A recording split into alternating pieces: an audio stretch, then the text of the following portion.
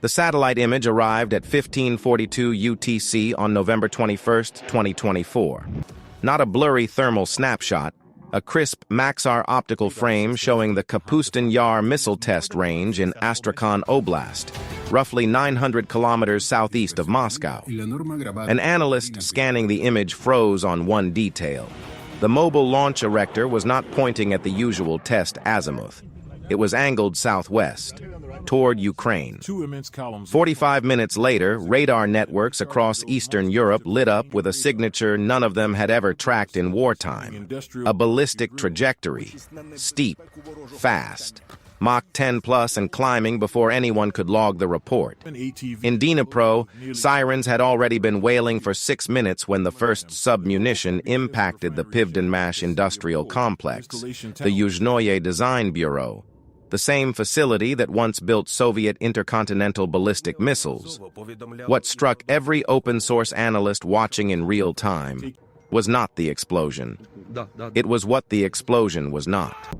No nuclear detonation, no electromagnetic pulse, no mushroom cloud, no mass casualty event of the kind a nuclear warhead produces.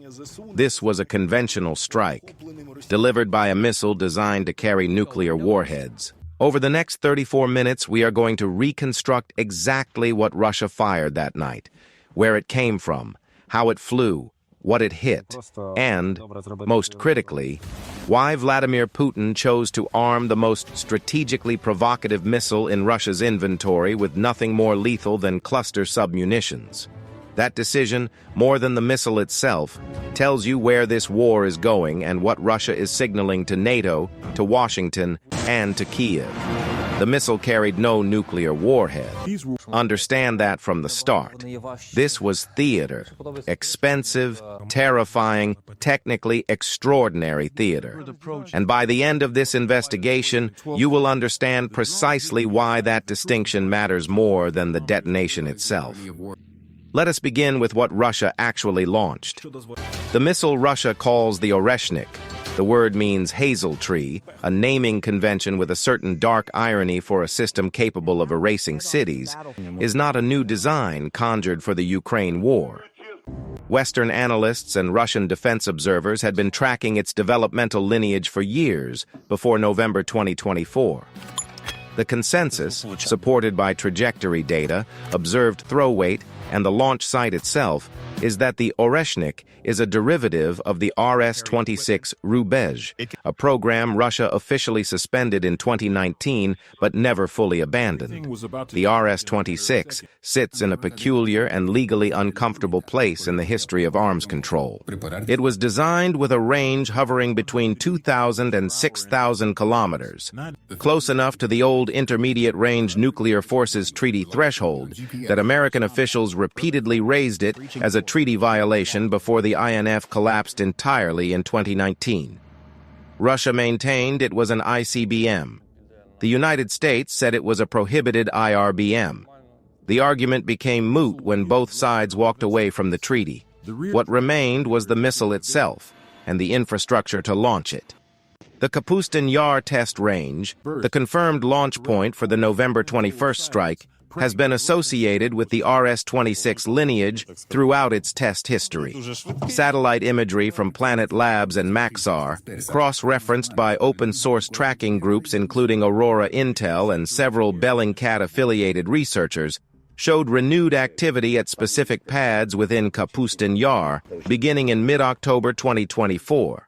Mobile transporter erector launcher vehicles, the same configuration used for road mobile ballistic systems, were repositioned from storage bays to active launch areas in the days immediately preceding the strike.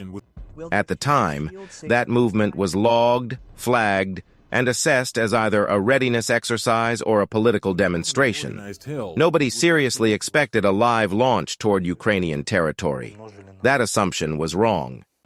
At approximately 1547 UTC on November 21, 2024, the Oreshnik lifted from Kapustin Yar on a trajectory that Ukrainian air defense networks, NATO radar installations in Romania and Poland, and American early warning satellites all tracked within seconds of ignition.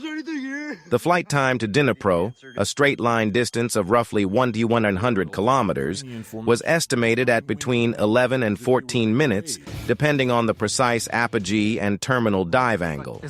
That flight time is not a footnote. It is a tactical and strategic fact with serious consequences, and we will return to it. Here is the first thing that no Western air defense system currently deployed in Ukraine could have done anything about. At Mach 10 and above, a ballistic re-entry vehicle has an energy profile that overwhelms the engagement envelopes of every system in the Ukrainian inventory. The Patriot PAC-3, the most capable ground-based interceptor Ukraine operates, is optimized against shorter-range ballistic threats with slower terminal velocities. Its hit-to-kill interceptors are effective against Iskander-M missiles, which re-enter at roughly Mach 6 to 7. The Oreshnik's re-entry vehicle, according to trajectory reconstruction by open-source analysts, impacted at velocities exceeding Mach 10 in its terminal phase. The kinetic energy alone, without any explosive warhead, is sufficient to destroy hardened structures. What Russia did on November 21, 2024, was the strategic equivalent of firing a warning shot with a cannon. The cannon was nuclear capable, the shot was conventional, and every NATO defense planner from Brussels to Washington understood the implicit message immediately. We dug through the available technical documentation, the open-source trajectory analyses, and the Russian state media coverage in the hours after the strike. And one detail kept surfacing that most Western reporting glossed over. The Oreshnik carried MIRV-style submunitions, multiple independently targetable re-entry vehicles, or in this configuration, multiple independently guided submunitions. Satellite imagery and Ukrainian damage assessment photographs, shared by the Ukrainian General Staff in the days following the strike, showed a dispersed impact pattern at the Pivdenmash site, consistent with 6 to 10 individual submunition strikes spread across a roughly 400-meter footprint. This is not the pattern of a unitary warhead. This is the pattern of a bus vehicle, a post-boost stage, releasing individual submunitions along a calculated dispersion trajectory. The separation event, when the bus released its submunitions, would have occurred in the upper atmosphere, well above 100 kilometers altitude, giving each individual warhead a distinct terminal trajectory. For an air defense system trying to intercept the threat, this creates a layered nightmare. You have to track, classify, and engage multiple objects simultaneously, each arriving from a slightly different angle, each moving at hypersonic velocity. No system currently deployed to Ukraine can do this. The Patriot battery that intercepted an Iskander-M in April 2023 was engaging a single re-entry vehicle on a predictable terminal path. The Oreshnik's submunition bus fundamentally changes the geometry of the engagement problem. This is the point in the analysis where we need to be absolutely precise about something, because the Russian state media apparatus, RT, TASS, Rossiyskaya Gazeta, immediately began blurring the line between what the Oreshnik can carry and what it did carry on November 21st. The missile carried no nuclear warhead.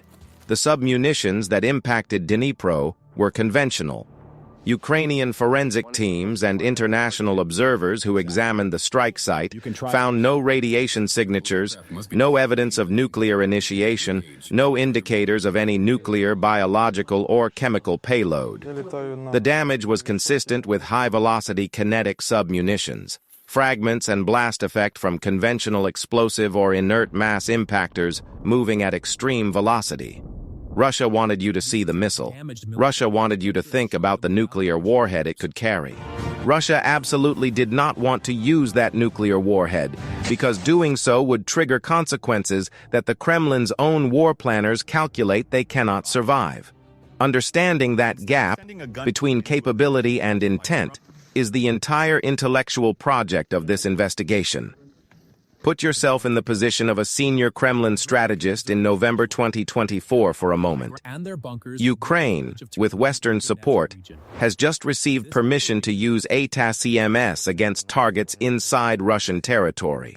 The Biden administration, in its final weeks, has loosened restrictions previously treated as inviolable red lines. Kyiv has conducted drone strikes reaching as far as Engels 2 Air Base in Saratov Oblast, where Russia bases its strategic Tu-95MS and Tu-160 nuclear-capable bombers. The political pressure inside the Kremlin, from hardliners, from the military-industrial establishment, from nationalist commentators who have been screaming for escalation, is intense.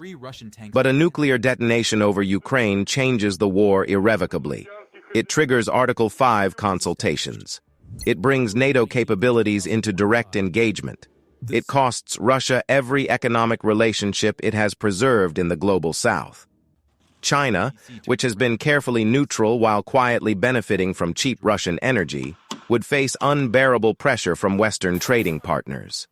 The political cost of actual nuclear use is, in the Kremlin's own calculus, catastrophic. So the strategist reaches for the third option. Demonstrate the capability, withhold the application. Fire the missile that carries the warhead. Just don't put the warhead on it. What struck our analysis team most was not the sophistication of this move. It's a well-documented playbook in coercive deterrence theory, but the specific target chosen. Pivdenmash is Ukraine's premier aerospace and rocket engineering facility. Targeting it with a nuclear-capable IRBM carries layered symbolism that is almost certainly intentional. You are striking the place where Ukraine once built the missiles that Russia now fears Ukraine might eventually rebuild. You are demonstrating that Russia can reach this target with a system Ukraine cannot intercept. And you are doing it with a missile whose very existence screams nuclear without pulling the nuclear trigger. This is coercion theater, and it is executed with genuine technical competence. The RS-26 Rubezh lineage from which the Oreshnik derives was designed precisely for this kind of ambiguity. Unlike the Iskander-M, which is operationally deployed at the brigade level and routinely used in conventional strikes, the RS-26 family was kept in the strategic reserve, its launch always carrying an implicit nuclear dimension, because its range and speed make it impossible to distinguish from a strategic nuclear strike in the critical seconds after launch. NATO planners call this the ambiguity problem. When you see a ballistic trajectory from inside Russia headed toward a European target at Mach 10+, you have minutes to decide whether it is a conventional demonstration or the beginning of nuclear war. That decision window is the weapon. Here's the take that will generate disagreement, and it deserves to be said plainly. Russia's use of the Oreshnik was militarily ineffective and strategically overplayed. The damage to Pivdenmash, while real, was not operationally significant. Ukrainian rocket engineering and defense production had already been dispersed across multiple facilities precisely because Ukraine's leadership anticipated exactly this kind of high-value targeting. Striking Pivdenmash in November 2024 with the most advanced missile in Russia's conventional arsenal produced results that a sustained Shahed 136 campaign or even a salvo of Iskander-Ms could have achieved at a fraction of the strategic cost.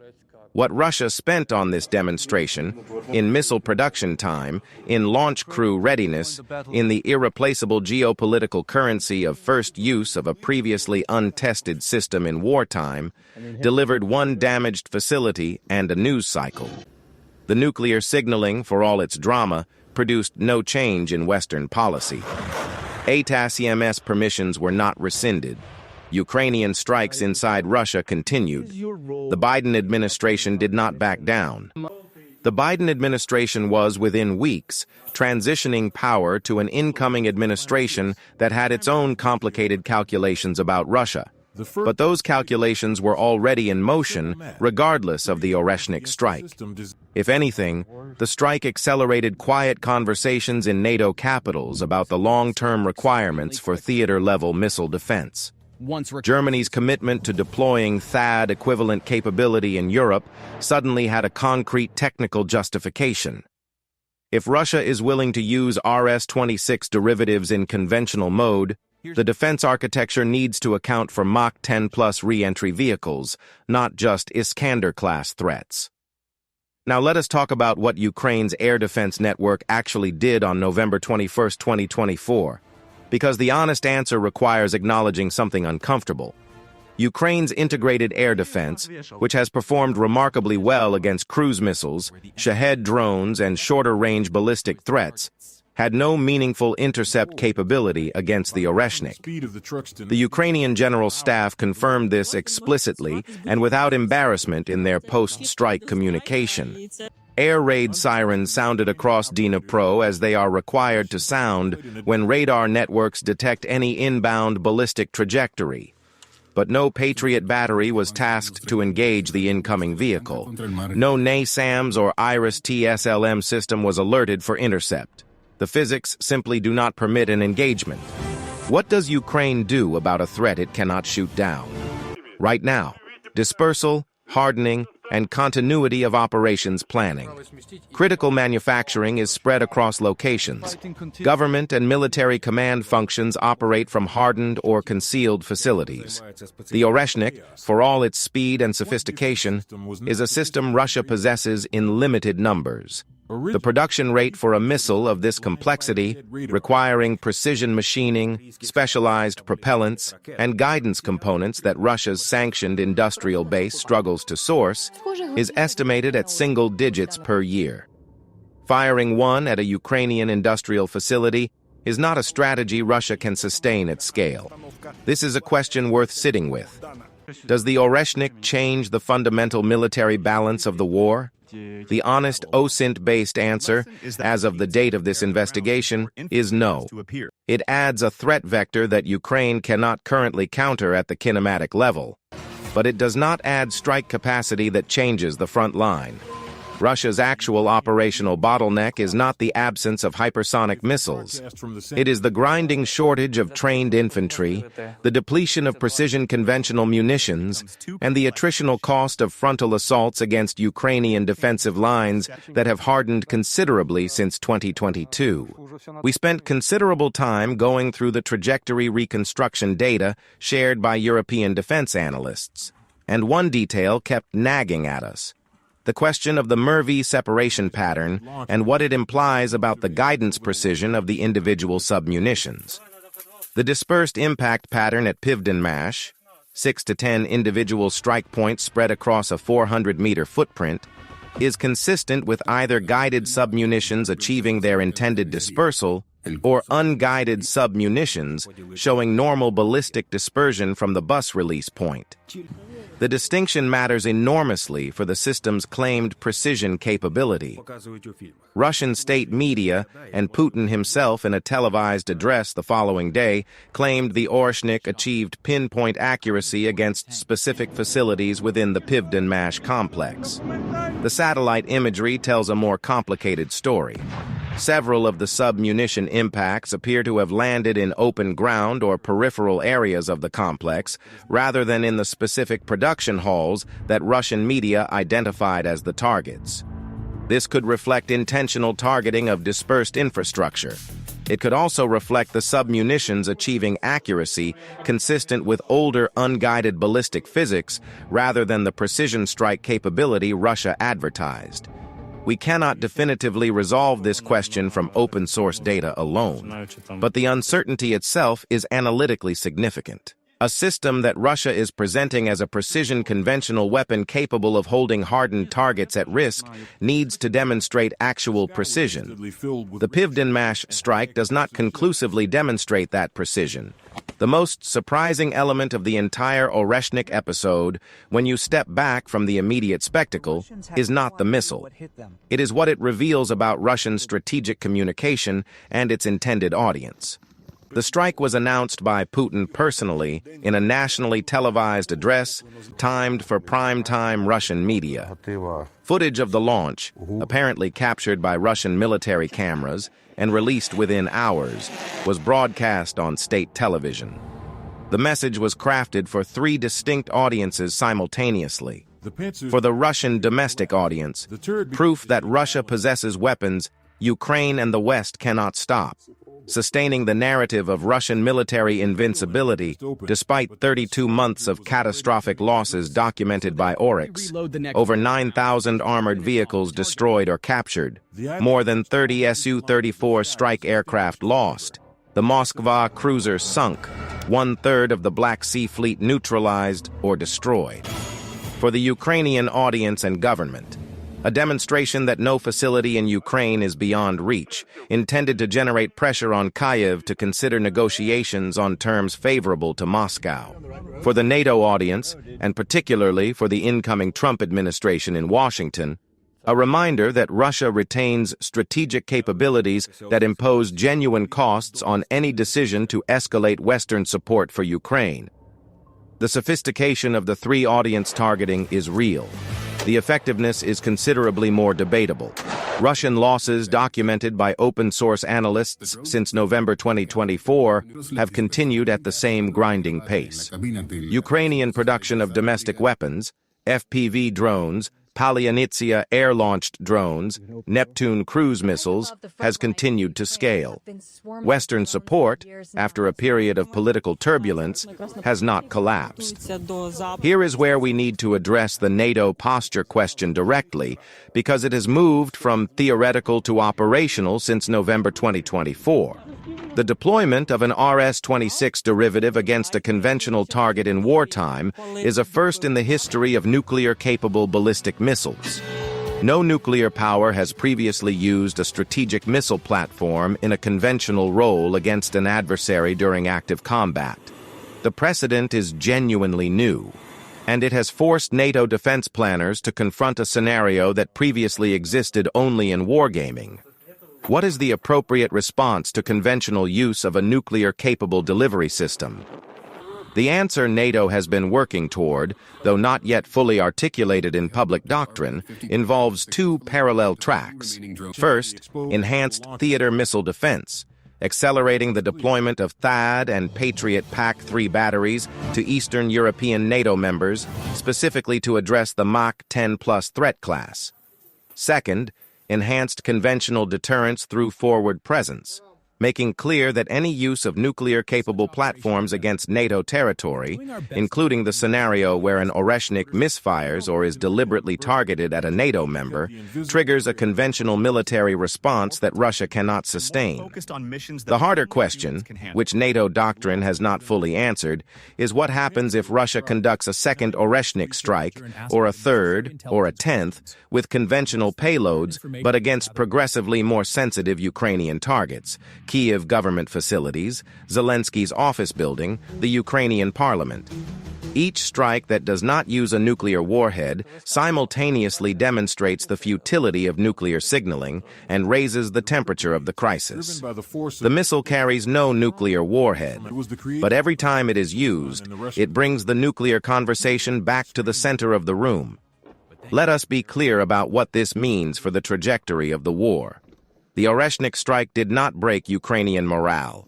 It did not halt Ukrainian military operations.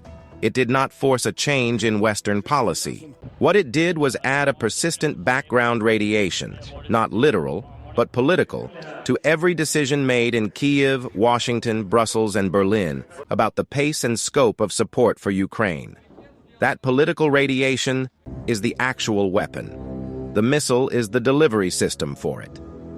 One detail that stayed with our analysis team, reading back through the Russian state media coverage of the strike in the days that followed, is the language Putin used in his televised address. He described the Oreshnik as a weapon against which there is no defense in the world. He said this in the present tense, which is accurate. He did not say it would remain true. And in that omission is the entire logic of the Western response. The reason Russia used a nuclear-capable missile with a conventional payload is precisely because the nuclear warhead is, paradoxically, too valuable to use. Its value comes entirely from not being used. The moment Russia actually detonates a nuclear weapon in Ukraine, the deterrent effect collapses, because every calculation that NATO made about when it would directly intervene, every red line that was drawn with nuclear use as the threshold, would be crossed. Russia's strategic nuclear arsenal is the foundation of its geopolitical relevance. Expending that relevance on the Ukraine war, a war that Putin himself initiated with the stated goal of preventing NATO expansion, would be an act of strategic self-destruction. This is why the Warhead was not nuclear on November 21, 2024. This is why it will almost certainly not be nuclear in any foreseeable strike scenario, not because Russia lacks the capability, but because Russia's deterrent posture, its claim to great power status, its ability to threaten NATO into restraint, all of it depends on the nuclear warhead remaining on the shelf. Now consider the logic from Ukraine's perspective.